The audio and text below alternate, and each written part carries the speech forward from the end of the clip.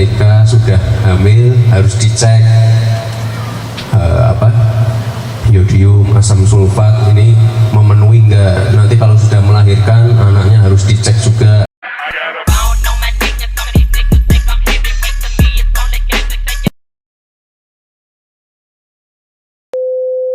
Calon Wakil Presiden nomor urut 2, Gibran Rakabuming Raka sedang menjalani pekan yang berat.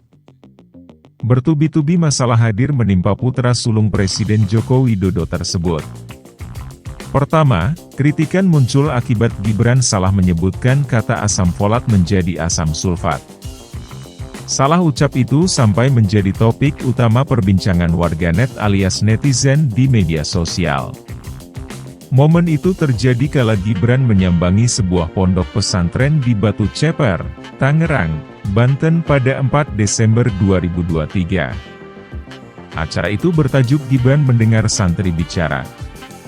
Saat itu, pendamping Prabowo Subianto tersebut sedang menjelaskan pentingnya ibu hamil untuk mengonsumsi atau diberi zat yang membantu anak agar tidak stunting. Salah satu kebutuhan zat yang wajib dipenuhi adalah asam folat. Namun, saat berbicara di depan publik tersebut, Gibran bukannya menyebut asam folat, tapi ia malah menyebut asam sulfat.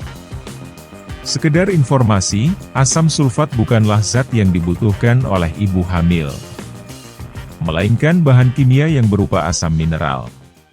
Sudah menikah, sudah hamil, harus dicek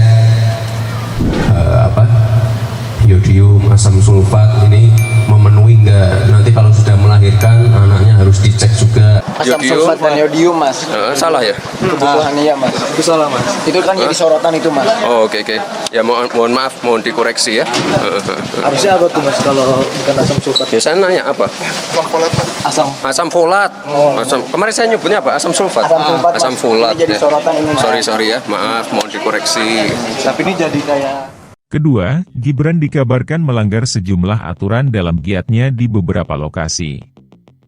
Salah satunya soal dugaan pelanggaran pelibatan anak-anak dalam kampanye Pilpres 2024 yang telah dilakukan pasangan Prabowo Subianto itu saat kampanye di wilayah Penjaringan, Jakarta Utara, Jumat 1 Desember 2023 lalu.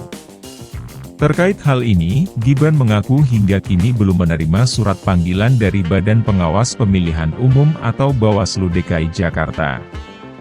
Belum, jawabnya singkat, seusai menghadiri acara di SD Gurawan Pasar Kliwon, Solo, Kamis 7 Desember 2023.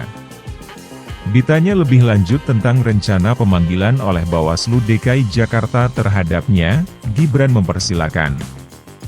Menurutnya jika memang ada kesalahan darinya dan akan ada teguran, disampaikan saja kepadanya.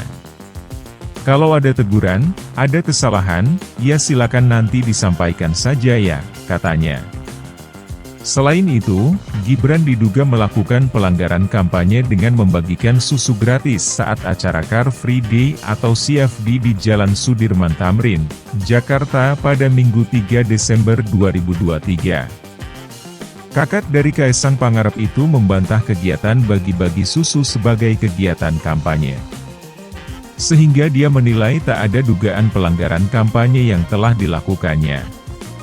Hendak, itu hanya membagi susu saja.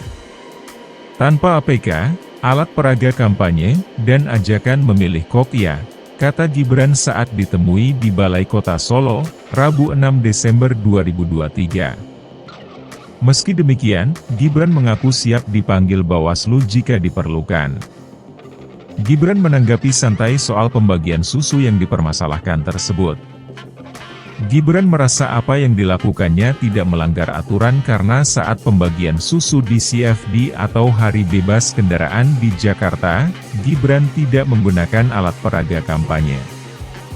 Gibran mempersilahkan jika ada pihak yang mempermasalahkannya untuk melapor ke Bawaslu.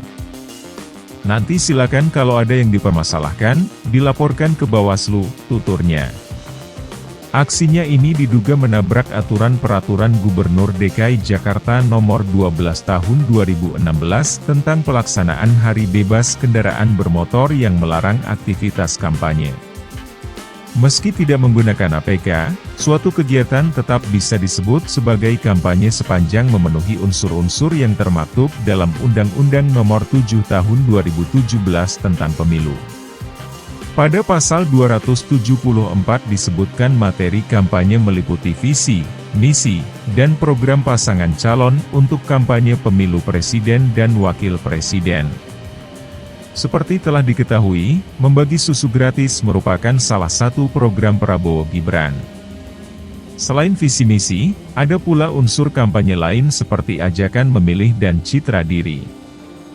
Sebelumnya, Badan Pengawas Pemilu atau Bawaslu DKI Jakarta masih mendalami aksi calon wakil presiden, cawapres, nomor urut 2 Gibran Rakabuming Raka yang melibatkan anak di masa kampanye Pilpres 2024.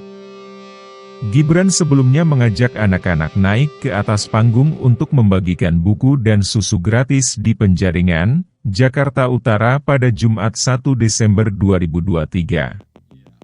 Bawaslu DKI Jakarta menyatakan akan menjatuhkan sanksi tegas pada cawapres dari Koalisi Indonesia Maju tersebut. Dengan catatan, jika Gibran memang terbukti melibatkan anak-anak saat berkampanye di kawasan Penjaringan, Jakarta Utara. Jika aktivitas kampanye Gibran tersebut terbukti melibatkan anak-anak, maka kami akan memberikan sanksi yang tegas, kata Koordinator Divisi Penanganan Pelanggaran Bawaslu DKI Jakarta Beni Sabdo. Di sisi lain, Gibran yang juga merupakan wali kota Solo agaknya tak melihat pembagian susu yang dilakukannya sebagai pelanggaran. Dalam aktivitasnya sebagai orang nomor 1 di kota Solo, Gibran masih saja terpantau melakukan giat pembagian susu. Tak hanya susu, Gibran juga membagikan buku. Hal ini dilakukannya saat mengunjungi SD Negeri Gurawan, di Pasar Kliwon, Solo, Kamis, 7 Desember 2023.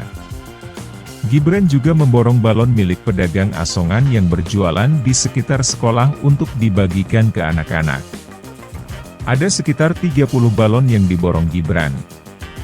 Kedatangan putra sulung Presiden Jokowi tersebut pun disambut antusias oleh para siswa. Mereka juga memanfaatkan kesempatan itu untuk bersalaman dan meminta foto bersama.